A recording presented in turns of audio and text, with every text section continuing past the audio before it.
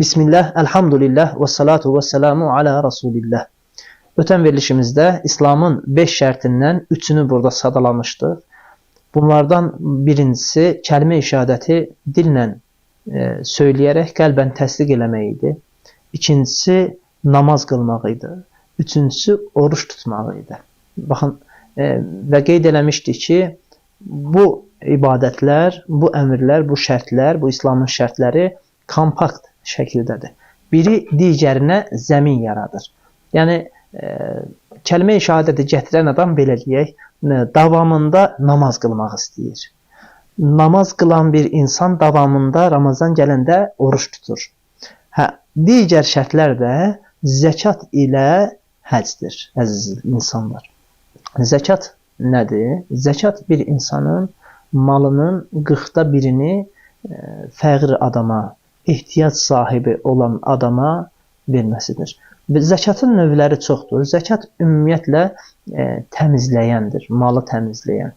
Malı nətər təmizləyir? Bir, başqa gözləri, nəfisləri sənin malın üzərindən çəkir. Bilirsiniz, insanlar bu sosial şəbəkələrin də çoxaldığı bu dövrdə daha çox, belə deyək, öz əmlaklarını, evini, maşınının şəklini, digər video şəklində bəzən bunu paylaşırlar. Kənardan da kimlərsə baxır buna, nəzər yetirir. İstər-istəməz gözü, nəfsi dəyə bilir bu şeyə. Zəkat həmin o ehtiyac sahiblərinə o malın verilməsi həmin insanların gözünü sənin malın üzərindən çəkmiş olur.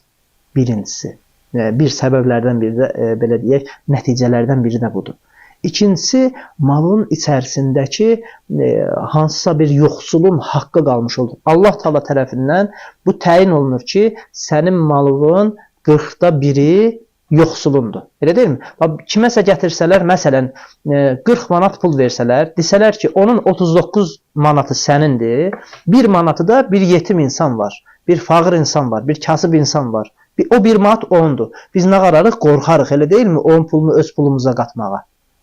Çünki o yetimin haqqını yemək çox böyük bir günah olduğu kimi də bu dünyada da insana belə deyək, çox böyük əzablar verilməsinə səbəb olur, vəsilə olur. Biz o 39 manatı bir cibimizə qoyarıq, 1 manatı da o biri cibimizə qoyarıq və tez əldən çıxartmaq istəyirik, tez sahibinə çatdırmaq istəyirik. Elə deyilmi? Və zəkat da bunun kimidir. Allah tərəfindən bizə, ruzimiz Allahdandır da, Razzaq olan Allah ruzimizi verir və o ruzinin içərisində də miqdar təyin edir ki, bu miqdarı apar sən yoxsula, ehtiyac sahibinə, yolda qalmışa və s. belə insanlara ver.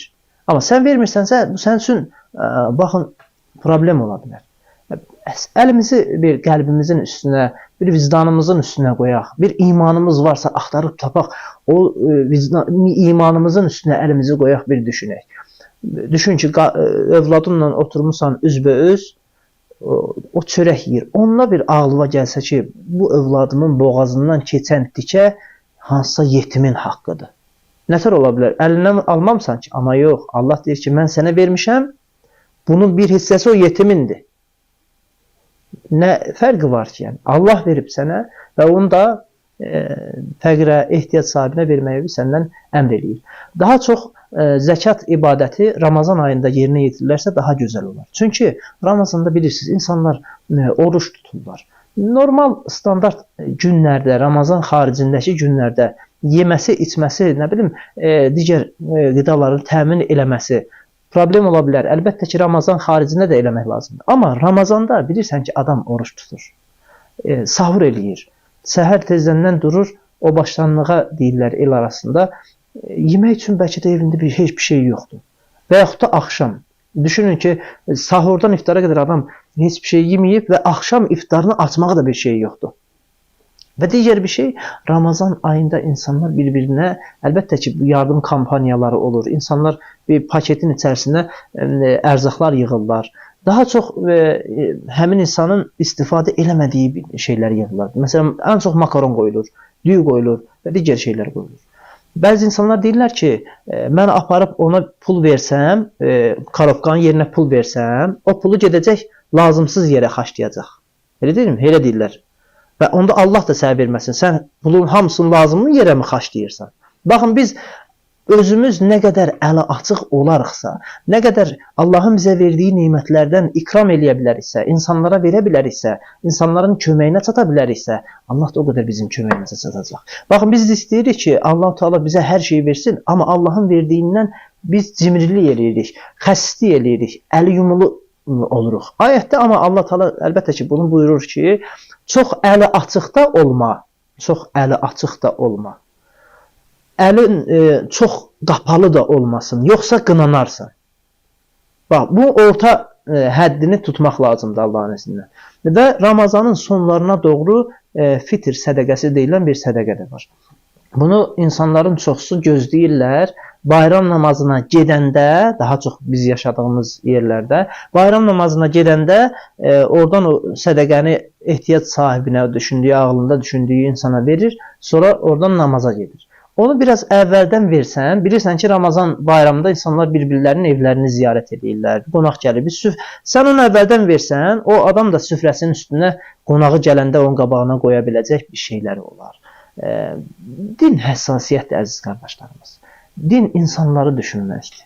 Din Allahın əmri ilə insanları düşünməkdir. İnsanları düşünərəkdən də bir savab əldə eləməkdir. Baxın, bəlkə də bizim zəkat verəcək, sədəqə verəcək imkanımız olmaya bilər. Əzizlər, dua pulla deyil ki, sən baxsa dua elədinmi ki, ya Rabbi, mənə bir imkan yetir. Bizim kəndimizdə, yaşadığım yerdə bir qonşumda bir xəstə bir insan var, bir ehtiyac sahibi var, bir yetim var, bir miskin var. Mən də ona kömək eləyim. Yəni, qəlbimizdən keçirməyimiz bunu pulla deyil ki, əzizlər. İnsan bu Ramazan ayında bu nəfsini yontalaması lazımdır. Ramazanda özünü islah eləməsi lazımdır. Necə ki, Allah Teala Quran-Kərimdə buyurur ki, ancaq Allaha çatacaq səlim qəlblərdir. Səlim qəlbə sahib olmaqdır bizim əsas niyyətimiz. Ramazan, bir daha xatırladırıq ki, bir tövbə yeridir, yəni tövbə günləridir. Və həyatın bundan sonraki mərhələsini, digər Ramazana qədər enerji yığmaq, belə insani keyfiyyətlərimizi daha qabarıq şəkildə göstərməyimiz üçün Allaha, insanları da göstərə bilərsən. Ancaq insanlara nətər göstərərsən? Təşviq eləmək baxımından. Sən bir yaxşılıq eləyəcəksən, başqa bir insan sənə baxıb yaxşılıq eləyəcək. Amma niyyət Allahın rızasını qazanmaq olacaq. Allah niyyətimizi ixlaslı eləsin inşallah. İxlas qata bilməyi niyyətlərimizi Allah bizlərə nəsib eləsin inşallah. Buyurur ki, Peyğəmbər sallallahu aleyhi və səlləm, İnnəməl a'malu bin niyyət. Bütün əməllər niyyətlərə görədir. Və innəmə likulli imri'in mə nəvə. Və bütün əməllər niyyətlərinə görə qarşılığını alacaq. Allah niyyəti xalis olan və xalis deyilsə onu özünə dərd eləyən qullardan eləsin bizləri inşallah. Və digər bir İslamın şərtlərindən biri də həccə getməkdir, həcc ziyarətidir. Son zamanlarda həccə getmək, həcc ziyarəti və bu kimi şeylər, ümrə ziyarəti və sair şeylər insanların beynində çox böyük problemlər olubdur. Adamlar işlərin, güclərini buraxıb ancaq həccə gedən insanları belə deyək, qınayırlar, həccə getməkdənsə filan işi görərdim. Həmin adamlar, baxın, ən gözəl telefonları işlədirlər, ən gözəl maşınları sürürlər. Belə deyək, həftə 8-9 restorandadırlar. Haralarasa gedib gəzirlər. Paltarları, qardırobları dop-bodoldur ağzına qədər. Hər toya başqa bir paltar geyinirlər. Ora xərcdə deyib pullar heç saymırlar. Ancaq, bax, bunu əvvəldən qeyd etmək lazımdır ki, sənin gözün gördüyü mömin bir qardaşın, müsəlman bir insan, kənarda ölürsə, ölüm ayağındadırsa, sən də hacca getməyi planlaşdırırsansa, kusura baxma, sən hacca getmək gələnlə saxlaya bilərsən. Gələnlə saxlamalısın. Çünki ondan daha, belə deyək, sənin o ziyarətin əlbəttə ki, Allah Teala tərəfindən sənə fərz qılınıbdır. Ancaq sən bir həyat xilas edirsən. Allah üçün bir həyat xilas edirsən. Bu baxımdan bəzi işlərin, amma bu da görünmür. Elə insanların, o həccə getmiş insanların etdiyi yaxşılıqlar da məsələn görünmür. Bütün yaxşılıqları qalır arxa planda, deyir ki, filan kəs niyə bu hac yoluna o qədər pul tökür? Bu Allahın əmridir, bitdi.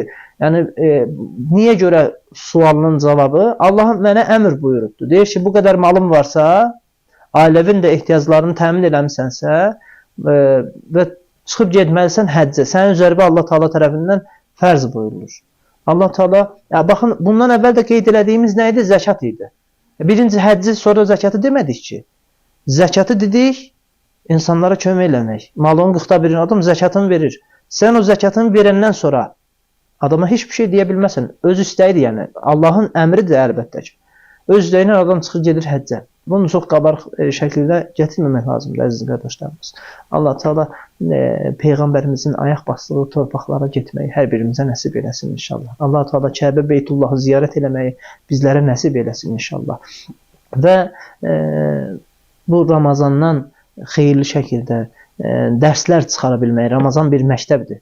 Bu məktəbdən özümüzə, həyatımıza yön verəcək dərslər çıxara bilməyi hər birimizə Allah Teala nəsib-i müyəssər eləsin inşallah.